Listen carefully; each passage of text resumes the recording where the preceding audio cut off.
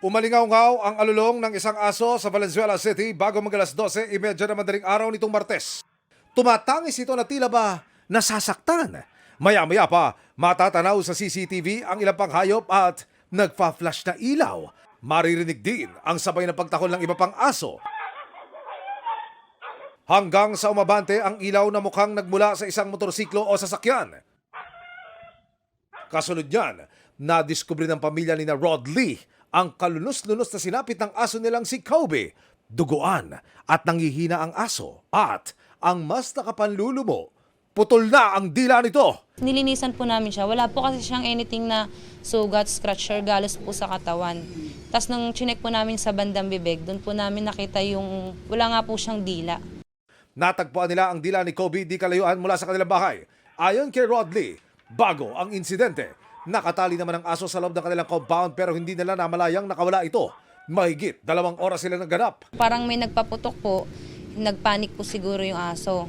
Tinamaan ng impeksyon at nagpositibo sa ilang sakit si Kobe. Yung sa dila, hindi na po mababalik kasi wala na totally cut siya. Recovery stage siya.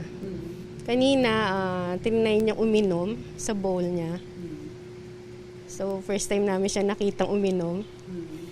And still, sinisiringe feeding namin siya. Yun ang means talaga nila para makainom. Inaano na lang niya, through sa mouth niya. Nakakonfine siya ngayon sa veterinary clinic para maagapan ang anumang komplikasyon. Possible po na masanay yung pets basta po ngayong time na kailangan niya ng need ng support, kailangan po talagang alalay.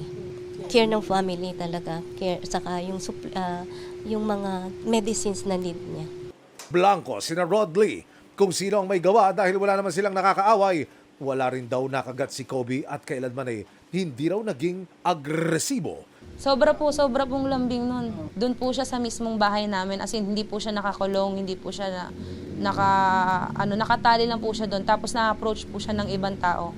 Humihingi sila ng tulong sa kung sino man ang makapagtuturo sa nanakit kay Kobe.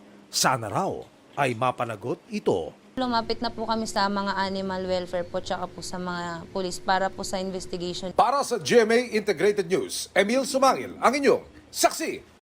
Mga kapuso, maging una sa saksi. Mag-subscribe sa GMA Integrated News sa YouTube para sa iba't ibang balita.